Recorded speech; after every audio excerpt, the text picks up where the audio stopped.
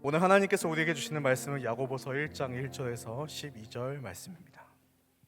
야고보서 1장 1절에서 12절 말씀을 저와 여러분 번갈아 가며 교독하도록 하겠습니다.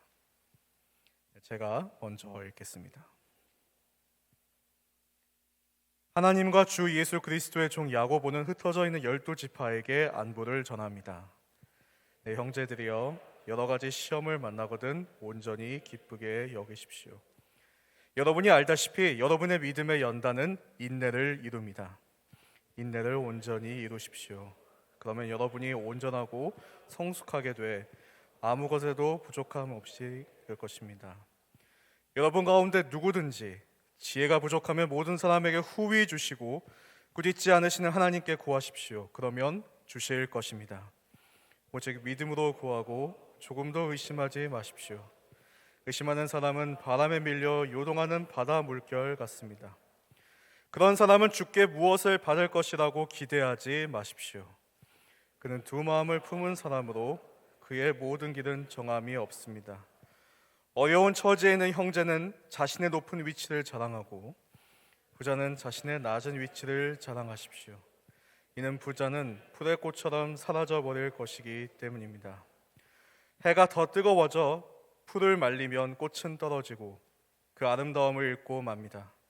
이처럼 부자도 그의 행하는 일 가운데 소멸될 것입니다. 함께 읽겠습니다. 시험을 견디는 사람은 복이 있습니다.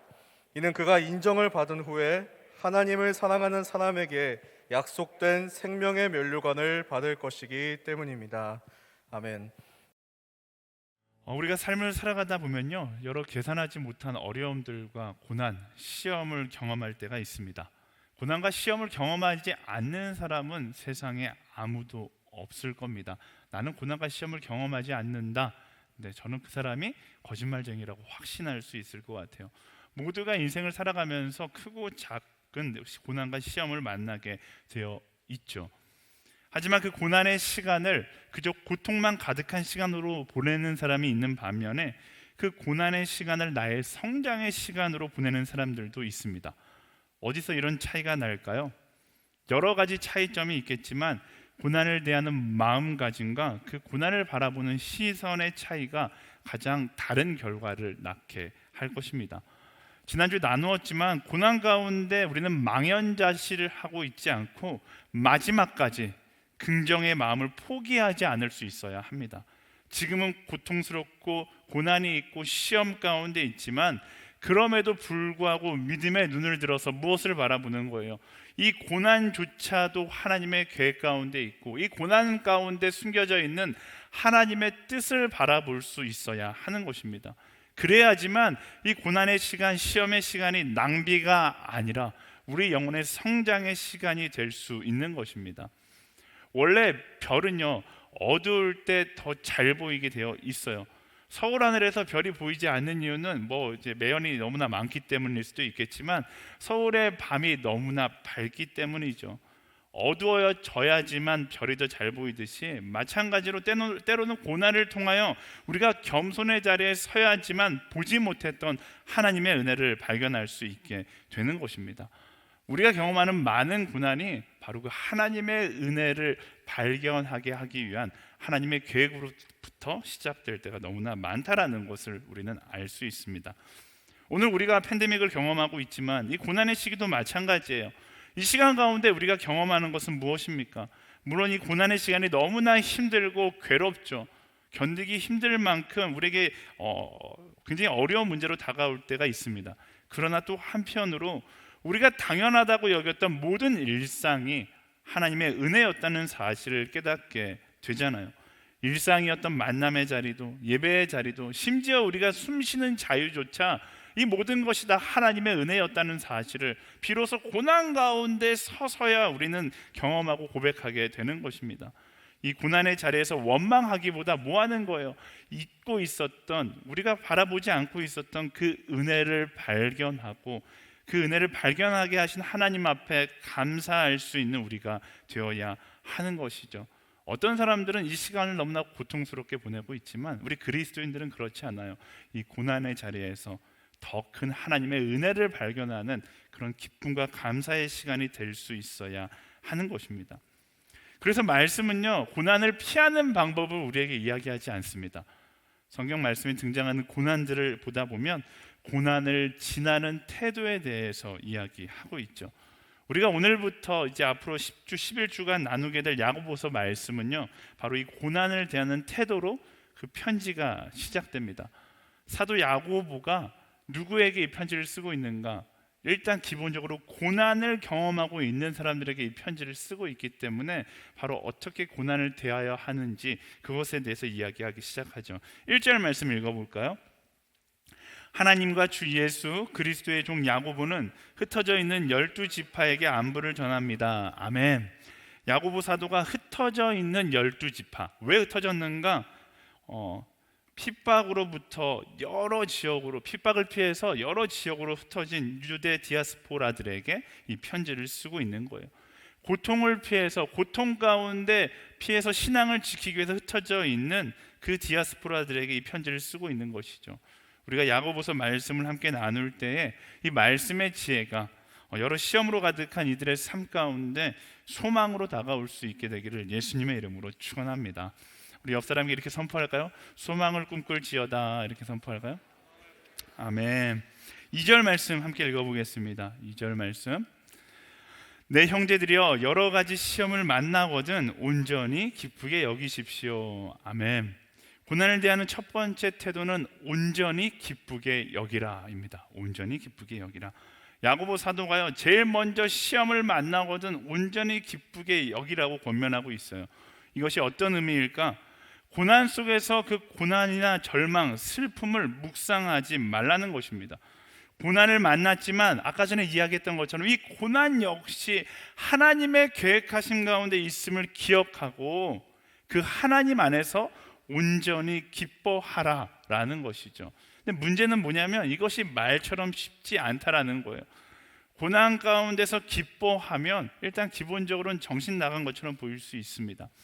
하지만 어렵다고 해서, 이상하다고 해서 고난을 있는 그대로 묵상한다면 우리는 사단의 손을 잡고서 고난의 더 깊은 수렁으로 들어가는 것을 경험하게 될 수밖에 없어요. 어떻게 해야 합니까? 오히려 반대로 말씀이 이야기하는 것처럼 고난 가운데 그 고난이라는 상황에게 나의 감정의 주도권을 빼앗기지 않기 위해서 노력해야 되는 거예요. 그 노력하는 것을 기뻐하라고 말씀이 이야기하고 있는 것이죠. 시험을 만났을 때, 고난을 경험했을 때 기뻐하라는 것은 너의 감정을 그 절망의 상황에게, 그 고난의 상황에게 쉽사리 빼앗기지 마라 라고 이야기하고 있는 것입니다. 제가 지난번에도 나누었지만 요즘 대학 청년들에게 보이는 특이한 현상이 하나 있어요. 고난이 찾아오면 자꾸만 감성적으로 자신을 끌고 가려는 경향이 있다라는 겁니다. 왜 그럴까요? 미디어로 인생을 배워서 그래요. 그래서 영화나 드라마에서 본 대로 고난이 찾아오면 일단 굉장히 괴로워하고 술을 마시고 집에 와서 조명 하나 켜놓고서 우울한 음악을 틀어놓고 자신이 세상에서 최대의 제일 불쌍한 사람인 것 마냥 자책하며 앉아 있는 것이죠. 눈물도 막 이렇게 막 흘리는 게 아니라 굉장히 멋지게 흘리려고 그러고, 그리고 세상에서 자신이 가장 고난을 멋지게 다루는 사람인 것 마냥 마지막 클라이막스는 뭐예요? SNS에 힘들다 뭐 이런 글을 쓰는 거죠. 근데 그리고 누군가 내 글에 댓글이나 좋아요를 눌러주면 왠지 나의 고독함이 인정받은 듯한 그런 착각을 경험하는 것입니다. 근데 정말 그럴까요? 착각하지 마세요. 그건 멋진 고독함이나 절망을 다스리는 방법이 아니라 그냥 말 그대로 찌질한 거예요. 그런 청년들이 되지 않게 되기를 소망합니다. 절대로 그것이 해결 방안이 될 수 없어요. 아까 전에도 말씀드렸듯이 오히려 그런 행동 하나하나가 어떻게 나를 더 큰 절망 속으로 밀어넣는 것입니다. 사랑하는 여러분, 인생을 미디어로 배우려고 하지 마세요. 인생을 영화 속에서 답을 찾아서는 안 됩니다. 인생은 우리 인생의 매뉴얼, 바로 말씀을 통해 배워야 하고 말씀 가운데서 나의 인생의 답을 찾아갈 수 있어야 하는 것입니다. 성경을 보세요. 이 고난 앞에 우울한 노래를 부르다가 인생은 망할 뻔한 굉장히 유명한 인물이 등장하죠. 바로 욥이에요. 이유 없이 찾아온 고난 앞에 그는 계속해서 고난을 묵상합니다. 혼자 묵상하는 것도 모자라서 어떻게 묵상해요? 친구들을 데려다가 함께 고난의 문제를 함께 묵상하고 그 문제에 집착하면서 어느 순간부터 감성에 빠져 노래하기 시작해요. 여러분, 욥기가 역사서가 아니라 시가서라는 사실을 기억하셔야 됩니다. 욥기는 시가서예요. 우리는 그냥 욥기를 문학처럼 읽지만 원어로 정확하게 보면 나름 운율이 있고 시적인 표현들이 있어요. 그것이 무엇을 이야기하는가? 나름 당시에 유행했던 고대 근동 발라드 버전으로 고통을 노래한 책이 바로 욥기라는 것입니다. 그리고 그가 노래하는 내용들을 보면 간간히 하나님을 찬양하는 고백들도 있지만 그건 아주 조금이고요. 거의 대부분 세상에서 가장 불쌍한 자기를 노래하는 고백들로 가득 찹니다. 욥이 메인 보컬이고 친구들이 코러스를 넣는 거예요. 그렇게 노래를 부르다 보면 어떻게 됩니까?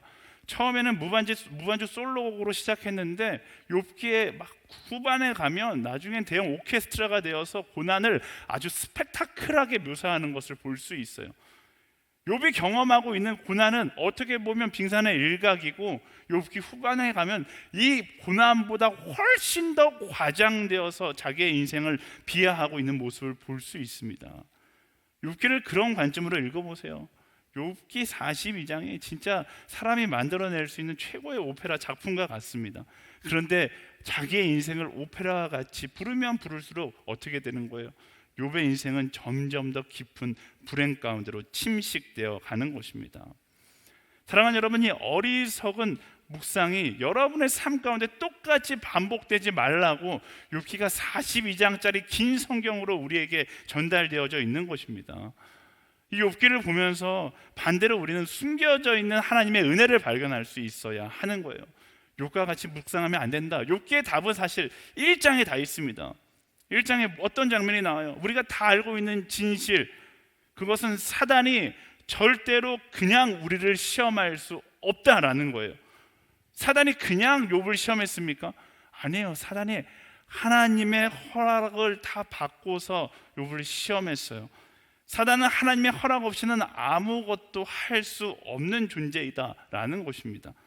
하나님이 허락하지 않으면 우리의 손끝 하나도 건드릴 수 없는 존재예요. 이것이 무엇을 의미하는가? 우리 인생 가운데 이유 없는 시험은 있을 수 있지만 하나님의 계획 밖의 시험은 존재할 수 없다는 것입니다. 이게 굉장히 중요한 포인트예요. 우리가 이유를 알 수 없는 모든 시험도 결국 하나님의 섭리 가운데 있다라는 것입니다. 그리고 우리가 그것을 믿음으로 받아들이면 우리는 그때 비로소 야고보 사도가 권면하는 것처럼 고난 가운데서도 기뻐하는 한 사람이 될 수 있는 것이죠. 왜냐하면 모든 시험과 고난이 하나님의 섭리 가운데 있다는 것을 믿는다라면 그 시험의 의미가 달라지기 때문에 그래요. 믿음의 눈으로 여러분의 고난을 바라보세요. 믿음의 눈으로 여러분의 시험을 바라보십시오. 우리가 경험하는 고난과 시험의 이유는 두 가지 중 하나입니다. 이거 굉장히 중요한 포인트인데요. 오늘 설교의 제목이에요. 첫 번째, 나를 너무나 사랑하시는 하나님이 나를 올바른 길로 인도하기 위해서 고난과 시험을 주시든지, 두 번째, 나를 너무나 신뢰하시는 하나님께서 나를 믿으시기 때문에 찾아오는 시험이든지. 시험의 이유는 이 두 가지 중 하나입니다. 그리고 시험에 대한 우리의 답은 딱 하나예요. 그 사랑 앞에서, 그 신뢰 앞에서 기뻐하고 감사함으로 하나님께로 나아가는 것이 고난과 시험을 대하는 우리의 답인 것입니다. 사랑하는 여러분, 고난 가운데 고난을 묵상하는 것이 아니라 우리가 자주 부르는 찬양의 고백처럼 모든 상황 속에서 믿음의 눈을 들어 주를 바라볼 수 있어야 하는 것이죠. 그리고 그 믿음의 시선을 갖게 되었을 때, 믿음의 시선으로 나의 고난과 나의 시험을 바라봤을 때 비로소 우리는 기뻐하고 감사할 수 있는, 세상이 절대로 이해할 수 없는 고난 가운데 기뻐하고 고난 가운데 감사하는 삶을 살아가는 것이죠. 여러분, 기쁠 때 기뻐하고 감사할 일이 있을 때 감사하는 건 누구나 다 할 수 있는 것입니다. 하지만 고난 가운데 기뻐하고 시험 가운데 감사하는 건 내일의 소망이 있고 하나님을 향한 믿음의 눈이 있는 사람들만 할 수 있는 특권이에요. 우리는 그 특권을 가진 사람들입니다. 그 특권을 포기하고 절망 앞에서 세상과 똑같이 절망하고 힘들어하며 살려고 하지 않게 되기를 예수님의 이름으로 축원합니다. 믿음의 눈을 들어서 나를 사랑하시는 하나님을 바라보고 믿음의 눈을 들어서 나를 신뢰하는 하나님을 바라봄으로 고난 가운데에서도 기뻐할 수 있는 우리 SNS 공동체가 되기를 예수 그리스도의 이름으로 축복합니다. 우리 옆 사람에게 선포할까요? 고난 가운데 기뻐할지어다, 이렇게 선포할까요? 아멘. 자, 3절과 4절 말씀 이어서 읽어보겠습니다. 3절과 4절 시작. 여러분이 알다시피 여러분의 믿음의 연단은 인내를 이룹니다. 인내를 온전히 이루십시오. 그러면 여러분이 온전하고 성숙하게 돼 아무 것에도 부족한 것이 없게 될 것입니다. 아멘. 고난을 대하는 두 번째 태도는 인내를 온전히 이루라라는 것입니다. 말씀은요, 고난이 고통스럽지 않을 것이라고 위로하지 않습니다. 우리가 경험하는 시험이 쉬울 거라고 말하지 않아요. 우리가 경험하는 고난과 시험은 어려울 것이고 고통스러울 것입니다. 근데 말씀은 뭐라고 이야기합니까? 그렇지만 참아내고 견뎌내라고 이야기하고 있어요. 왜냐하면 앞서 나눈 것처럼 이 고난의 시간 가운데 인내하는 것까지가 하나님의 계획이기 때문에 그렇습니다. 그렇게 시험을 인내함으로 하나님의 계획하심은 뭐예요? 그 시험을 통하여 우리의 믿음을, 또 우리의 인생 가운데 나라는 사람을 성장시켜내는 것이 하나님의 계획이기 때문에 그렇습니다. 우리는 인내함으로 그 하나님의 계획을 경험하게 되는 것이죠. 요즘 홈트로 살 빼겠다 하시는 분들 많이 계신데요, 제가 이제 다이어트 전문가이지 않습니까? 홈트로 살 빼는 것은 어렵다를 넘어서 거의 불가능할 수 있어요. 왜냐하면 홈트는 내가 원하는 만큼만 운동하기 때문에 그래요. 살을 가장 많이 뺄 수 있는 건 가장 악독한 트레이너를 만나는 게 가장 살을 잘 빼고 빨리 뺄 수 있어요. 트레이너들이 하는 말이 있잖아요. 운동은 가벼운 덤벨을 들고 여러 번 운동하는 것이 운동이 아니라 정말 힘든 순간에 한계를 더하는 게 운동이다. 그때 근육이 생기고 그때 살이 빠지는 것이죠. 그런데 홈트를 하면 어떻게 해요? 집에서 그냥 1kg짜리 2kg짜리 아령 들고서 이 정도 했으면 왠지 살이 빠지는 기분이 드네, 그러면서 운동을 멈추다 보니까 살이 안 빠지는 거예요. 제가 주한을 전도사님이랑 이제 월요일에 산에 자주 올라가는데요, 우리 주한을 전도사님이 자꾸만 동네 뒷산을 올라가자고 이야기해요. 동네 뒷산은 제가 볼 때 산이 아니에요. 그건 언덕이죠. 그건 산보예요. 제가 억지로라도 저희 집 앞에 있는 관악산에 끌고 와서 관악산을 올라갑니다. 왜? 힘들어야지만, 죽을 만큼 고통스러워야지만 운동이 되고 살이 빠지기 때문에 그래요. 우리가 살을 빼고 건강해지기 위해서는 내 육신 가운데 고통을 주고 어려움을 줘야지만 건강해지는 것입니다. 우리의 영혼도 마찬가지예요. 우리의 영혼의 고난을 온전히 인내로 이루어갈 때, 그때 나의 영혼을 단련시키는 하나님을 경험하게 되는 것입니다. 물론 그 인내의 시간이 너무나 힘들어요. 하지만 말씀의 약속을 붙잡고 인내하다 보면 어느 순간 성장한 우리의 모습을 발견하게 되는 것입니다. 저랑 이제 연배가 다들 비슷하시니까, 저 어린 시절에는 그 소림 무술 영화가 굉장히 유행했어요. 다들 그때 소림 영화 보시면서 막 집에서 호이 호이 이거 다 한 번쯤 해보셨을 거라 생각하는데요, 소림 무술 영화를 보면 항상 같은 패턴이에요. 아버지가 원수의 칼에 맞아 죽는 장면을 보고 아들이 복수를 꿈꾸죠. 그리고 무술의 고수에게, 제야에 숨어있는 무술의 고수에게 찾아가서 이제 무술을 배우려고 합니다. 나에게 무술을 가르쳐 주십시오. 그러면 이제 제자로 받아주고 나서 아무것도 안 가르쳐주고 뭐만 시켜요? 매일 청소, 설거지, 허드렛 말 계속 시켜요. 그러다가 나이가 들 때까지 영화가 갑자기 훅 점프를 해서 나이가 들어서도 막 청소하는 장면이 나오고, 어느 순간 청소도구를 집어던지면서 왜 나에게 이런 걸 시키냐고 화를 내기 시작하면, 그때 그 고수가 이야기하죠. 하산하여라, 다 가르쳤다, 이렇게 이야기를 해요. 그러면서 영화가 어떻게 전개가 됩니까? 그 숨겨져 있는 일상 가운데 본인은 느끼지 못했지만 자신의 육신과 막 자신의 그 무술의 기술들이 단련되어 있었던 그런 시간들이 막 이제 필름처럼 지나가죠. 소림 무술 영화가 재밌는 이유는 성경적이기 때문에 그래요.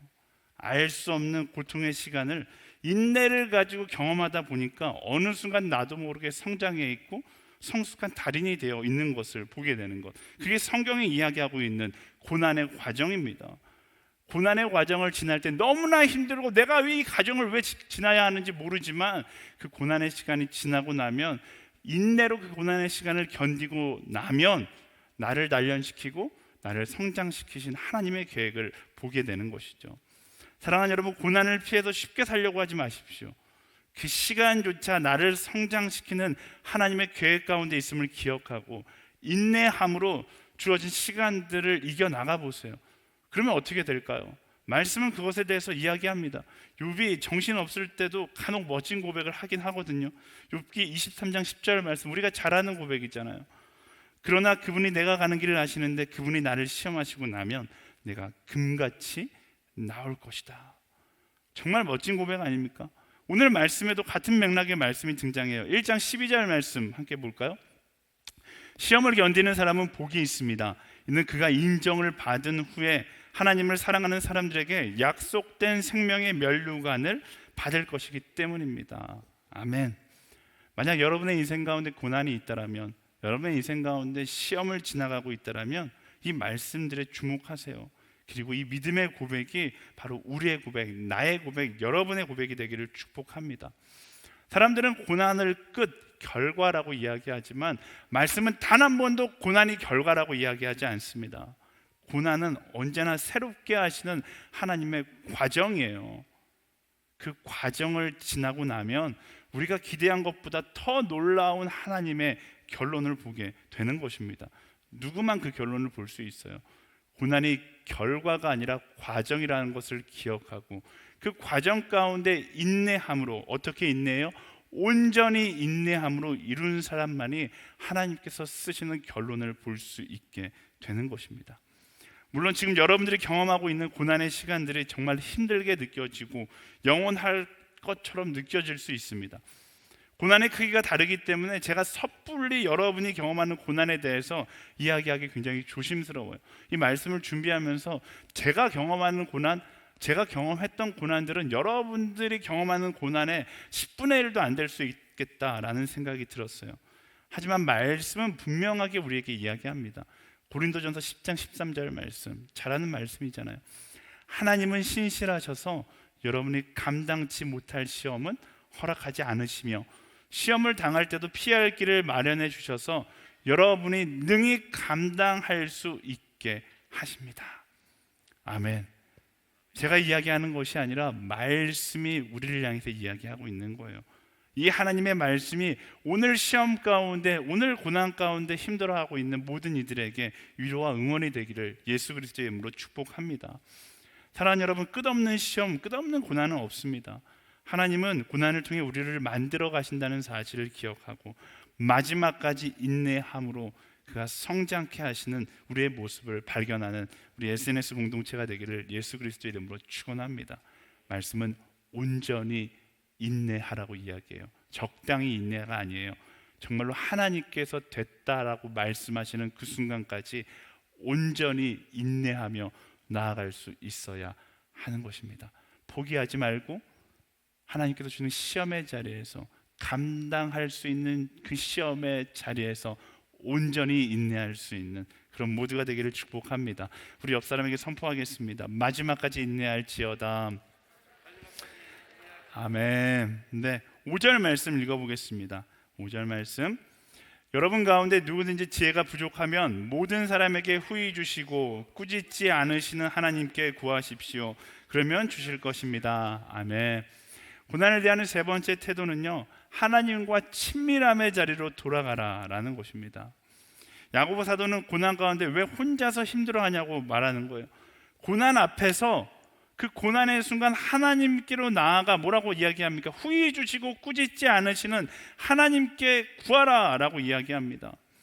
고난의 자리에 멈춰서서 불평하고 힘들다고 이야기하거나 노래하지 말라는 거예요. 왜냐하면 결국 그 자리에 멈춰서 힘들다, 내 고난 좀 봐달라 사람들에게 외치는 것은 나를 믿고 사람을 믿는 결국 교만의 한 모습이기 때문에 그렇습니다.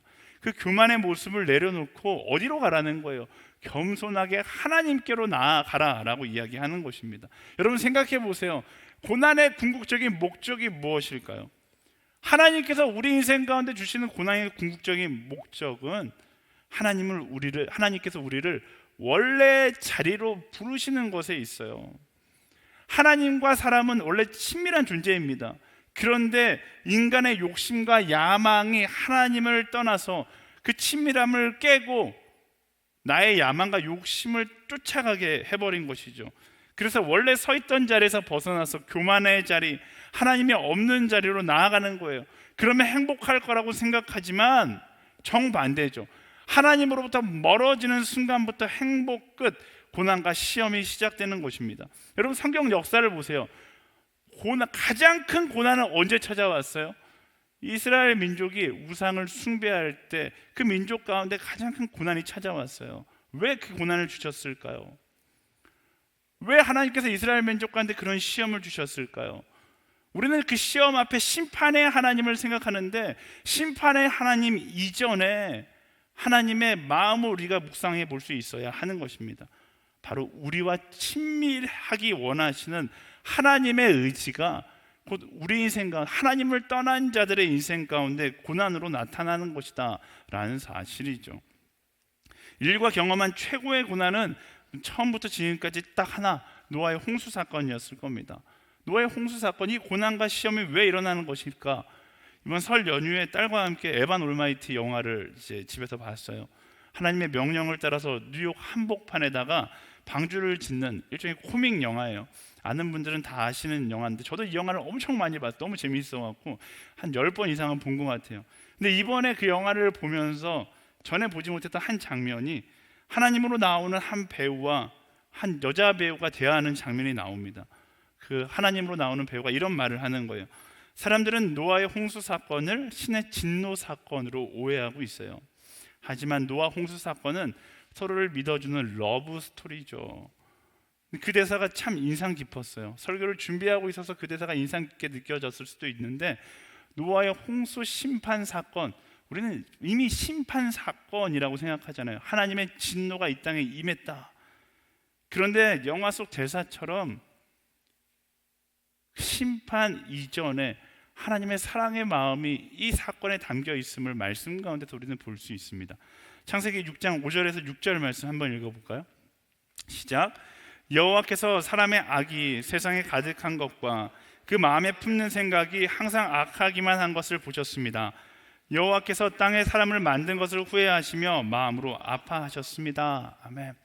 많은 사람들이 노아 사건을 바라보며 많은 사람들이 죽었기 때문에 하나님에 대해서 너무 잔인하다, 잔혹하다라고 이야기하지만, 말씀은 하나님의 잔혹함 이전에 가장 괴로웠던 것은 사람들이 아니라 바로 하나님이었다라는 사실을 우리에게 인식합니다. 하나님께 이 고난의 시간은, 고난의 선택은 너무나 괴로운 선택이었어요. 그런데 왜 이런 일을 행하셨는가? 이 노아의 홍수 심판 역시 끝이 아니라 새로운 시작을 향한 하나님의 계획이었다라는 것이죠. 이 고난 가운데 숨겨져 있는 하나님의 뜻은 무엇입니까? 회복하시려는 하나님이에요. 창조의 섭리를 회복하려는 거예요. 다시 말하면 하나님과 인간의 끊어진 그 친밀함을 회복하고자 하는 하나님의 의지가 담긴 그런 사건이 바로 노아 홍수 사건이었다라는 것입니다. 우리는 이 장면을 보면서 모든 것들을 무너뜨리려는 하나님을 자꾸만 발견하지만 오히려 반대인 것이죠. 이 고난의 시간을 통하여서 하나님은 모든 것을 회복하기를 원하셨던 거예요. 우리의 고난도 마찬가지입니다. 우리의 고난에 집중하면 하나님이 한없이 잔인하게 느껴지지만, 고난에 집중하는 것이 아니라 하나님께서 우리에게 주시는 메시지에 집중하면 회복하고자 하는 하나님의 의지를 발견할 수 있게 되는 것입니다. 코로나로 인하여 많은 사람들이 힘들어하고 있고, 이 고난의 이유를 그 누구도 정확하게 해석할 수 없습니다. 많은 사람들은 이 알 수 없는 고난 때문에 고난의 상황 가운데 힘들어하다가 하나님을 원망하고, 혹자들은 신의 존재를 의심하기 시작합니다.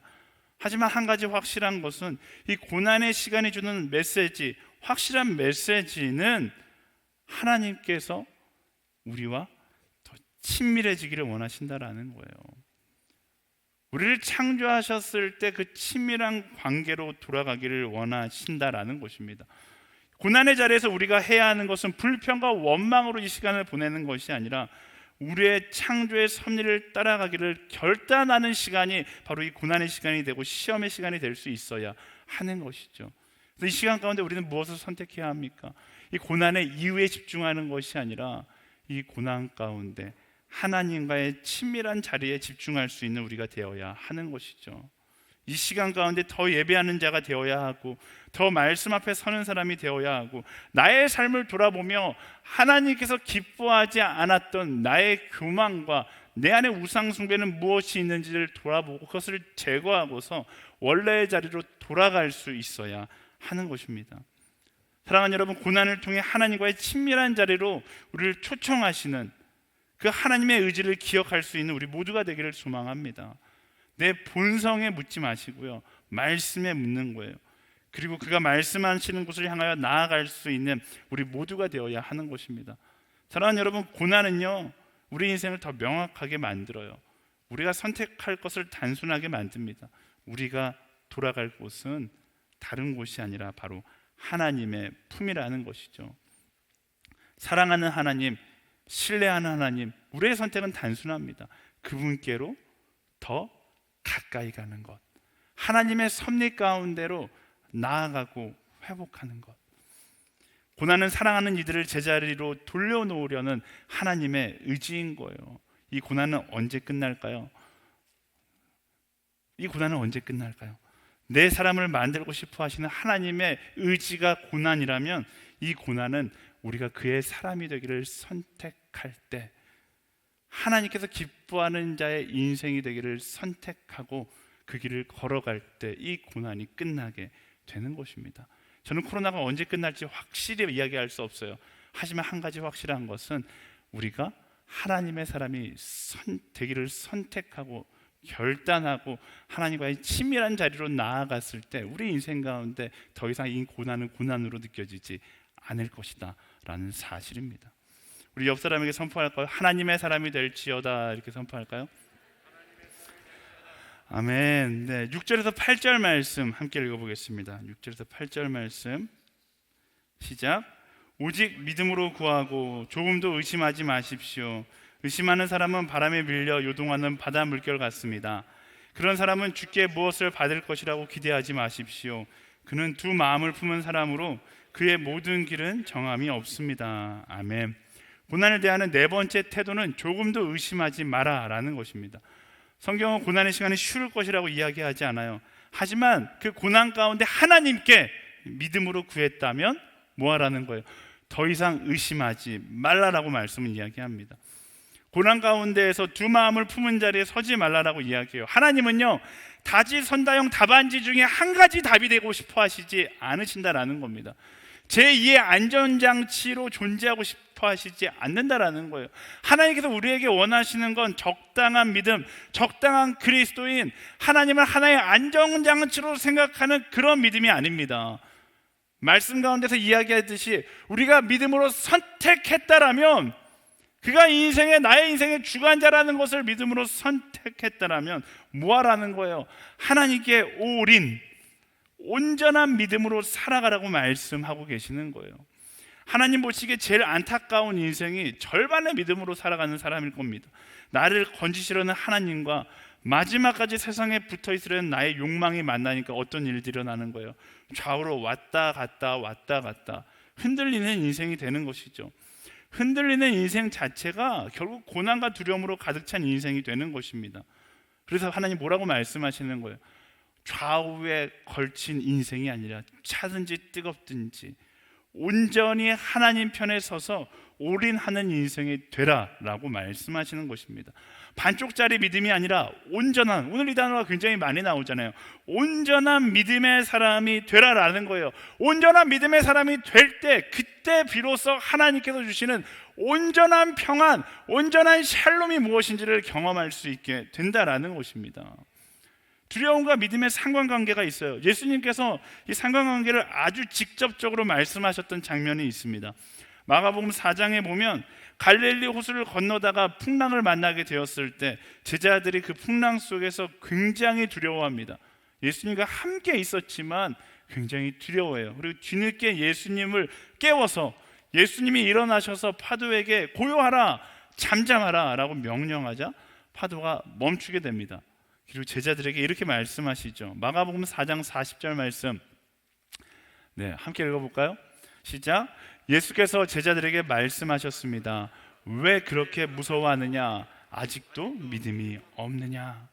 사랑하는 여러분, 예수님께서 두려움에 대해서 정확하게 정의하세요. 예수님과 함께 있었지만 온전히 예수님을 신뢰하지 않으니까 두려운 거예요. 우리가 고난 가운데 두려워한다라는 것은 결국 하나님을 향한 믿음의 결핍이다라는 것입니다. 사랑하는 여러분, 하나님은 우리가 생각하는 것보다 훨씬 더 크고 전능하신 분이십니다. 우리가 처한 상황도 우리가 경험하는 두려움보다 하나님이 훨씬 더 크다는 사실을 우리는 기억해야 하는 거예요. 하나님께 올인하지 못하면 우리는 두려워할 수밖에 없습니다.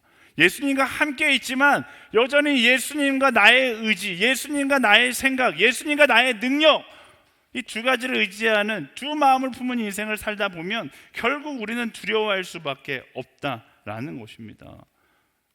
두려움은 믿음의 결핍 현상인 거예요. 믿음이 모든 것을 이김을 고백하고 하나님을 향한 온전한 신뢰를 갖고 살아갈 수 있는 우리 모두가 되기를 예수님의 이름으로 축원합니다. 예수님이 우리와 함께 하고 계시는 거예요. 의심을 버리고 그분에게 온전히 우리의 삶을 의탁하는 삶, 거기에서 우리는 우리의 인생을 인도하시는 하나님의 평안, 온전한 샬롬을 경험하게 되는 것입니다. 두려우세요? 시험 가운데 걱정되십니까? 그때 우리에게 필요한 건 무엇일까요? 다른 것이 아니에요. 더 많은 능력? 아니요.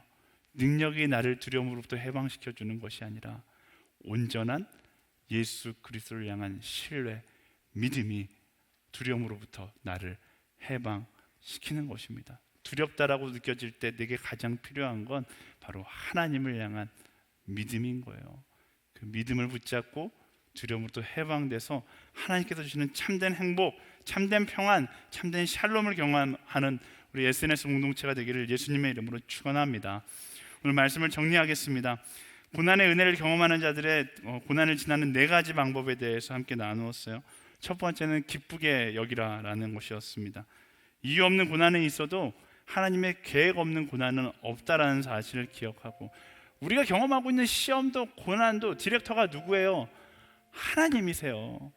우리 고난의 디렉터가 하나님임을 기억하고 그 하나님을 바라보며 기뻐할 수 있는 우리 모두가 되기를 축복합니다.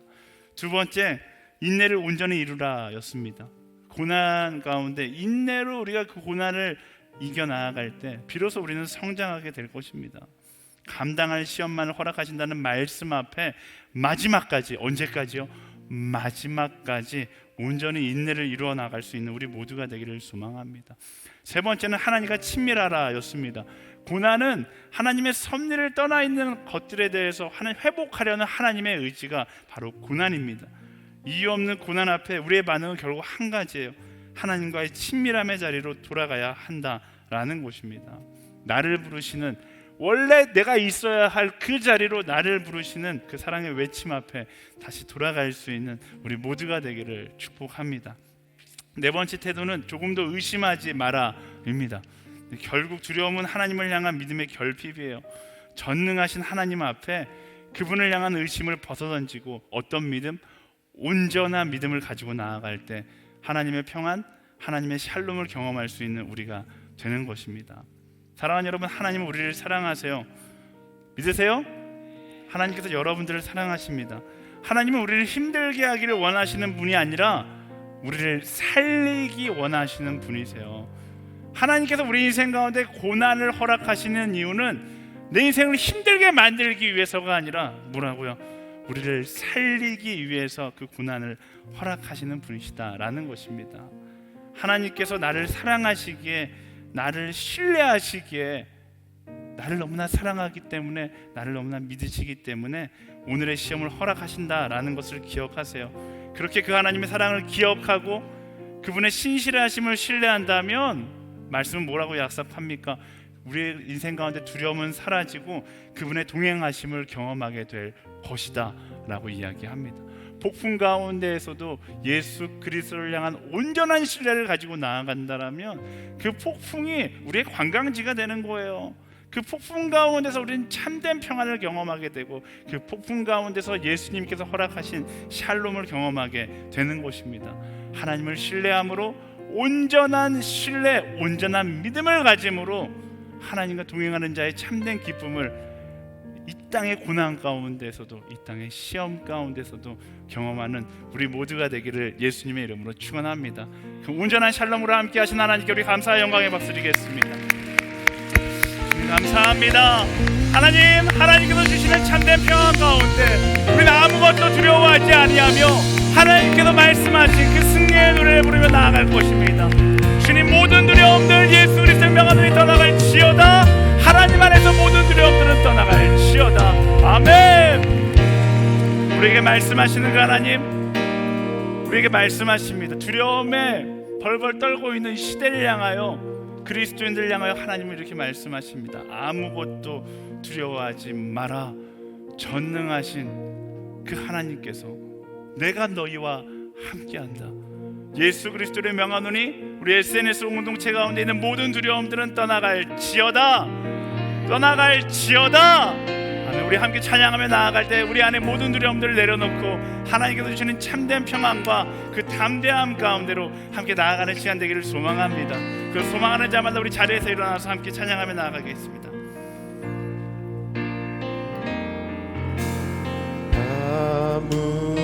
아무것도 두려워 말라. 주 나의 하나님이 지켜주시네. 놀라지 마라. 겁내지 마라. 주님 나를 지켜주시네. 아무것도 두려워하지 말라. 아무것도 두려워 말라. 주 나의 하나님이 지켜주시네. 놀라지 마라. 겁내지 마라. 주님 나를 지켜주시네. 내 마음이 힘에 겨워, 내 맘이 힘에 겨워 지칠지라도 주님 나를 지켜주시네. 세상의 험한 풍파 몰아칠 때도 주님 나를 지켜주시네.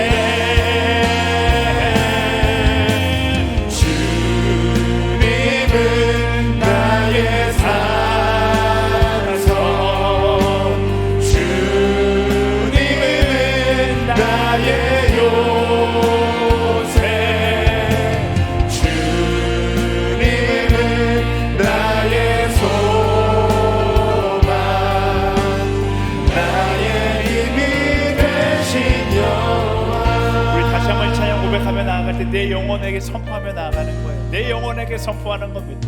주 나의 하나님 나와 함께 하시니 내 영혼아 두려워하지 말지어다.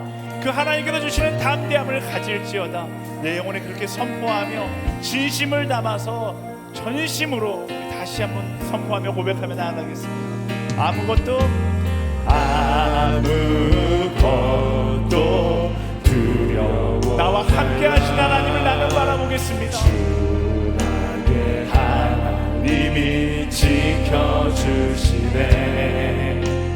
놀라지 마라. 겁내지 마라. 주님 나를 지켜주시네. 내 마음이 힘에 겨워 지칠 때도, 내 마음이 힘에 겨워 지칠지라도 아멘. 주님 나를 지켜주시네. 세상의 험한 풍파 몰아칠 때도 주님 나를 지켜주시네. 주님은 나의 산성, 주님은 나의 요새, 주님은 나의 소망,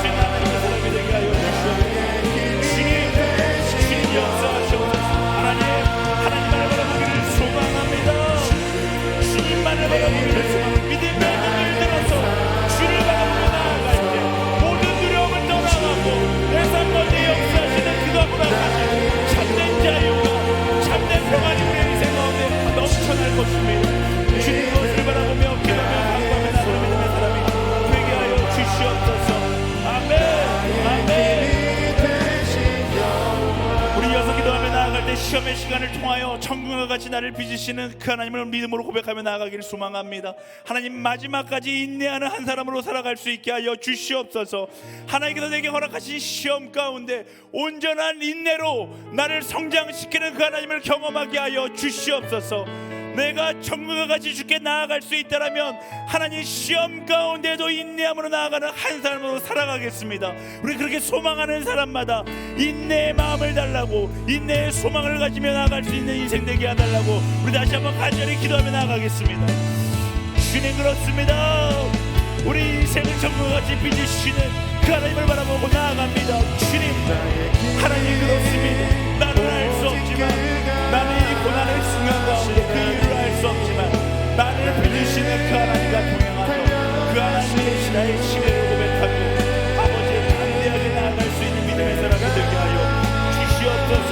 하나님, 하나님, 우리 인생을 천국같이 만드시는 그 하나님을 소망하며 감사함으로 나아가기를 원합니다. 주님, 붙잡아 주시옵소서.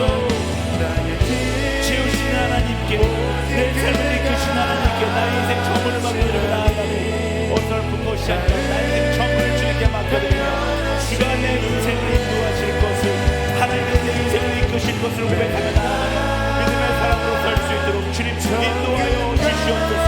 이끄신 하나님, 이끄신 하나님, 오늘의 시험도, 오늘 우리가 경험하는 이 고난도 나를 천국과 같이 만드시는 그 하나님의 계획하십니다.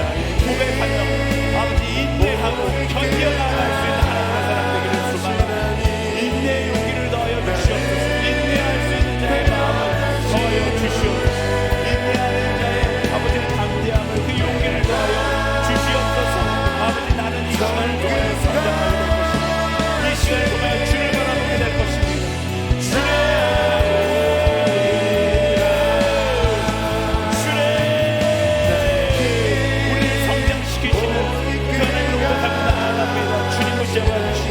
하나님만을 바라보며 나아갈 수 있는 믿음의 사람으로 설 수 있도록 인도하여 주시옵소서.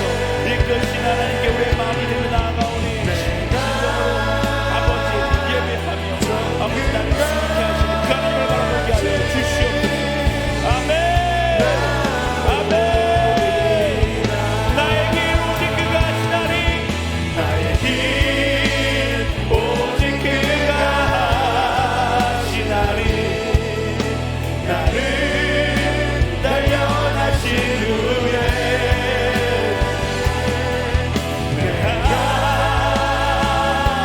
정금같이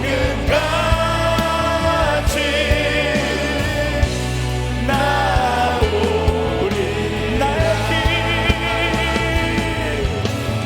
길 오직 그가 하시나니, 나를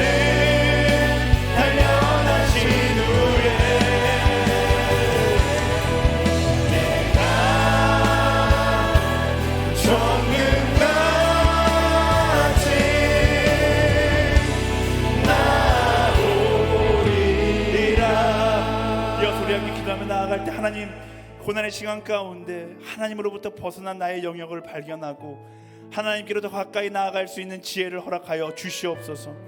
하나님과의 친밀함으로 초대하는 그 고난이라는 외침 앞에 반응하며 더욱더 가까이 주께로 나아가는 우리가 되게 하여 주시옵소서.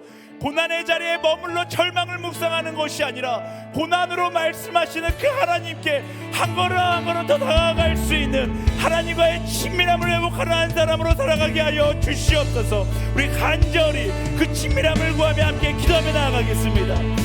주님, 그렇습니다. 하나님, 그 친밀함의 자리에 나아가기를 소망합니다. 주님, 붙잡아 주시옵소서.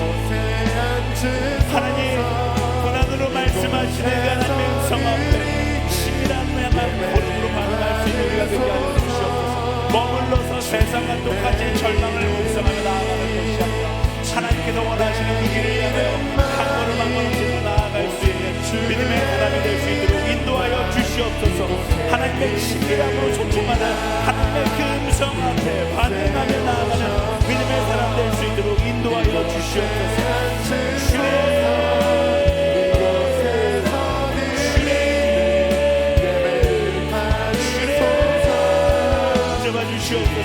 이끄시는 하나님께 우리의 삶을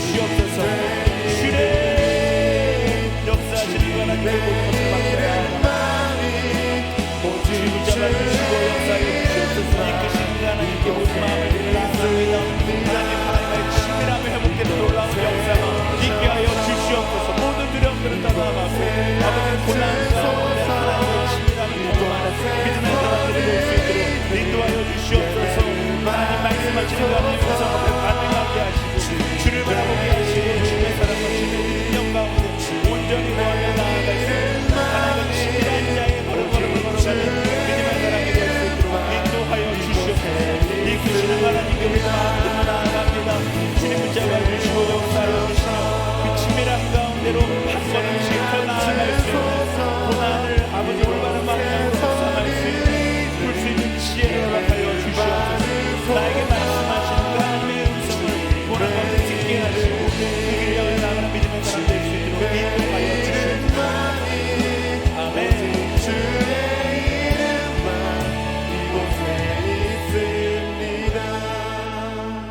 우리 시간 마지막으로 기도하며 나아갈 때 내 마음 가운데 주시는 한 사람을 위해서 기도하며 나아가기를 원합니다.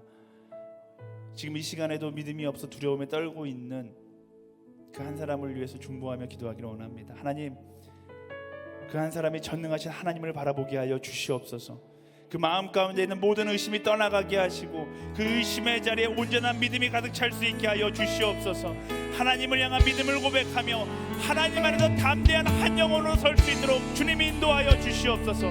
나는 알 수 없지만 하나님께서 그 영혼을 회복시키실 줄 믿습니다. 하나님께서 죽어가는 그 영혼을 회복시켜 주시옵소서. 두려움에 눌려 힘들어하는 그 영혼 가운데 온전한 믿음이 아버지 생겨나게 하시고 성령께서 온전한 믿음으로 그를 이끌어 주시옵소서. 그 한 영혼을 주님께 올려드리며 우리 다시 한번 간절히 함께 기도하며 나아가겠습니다.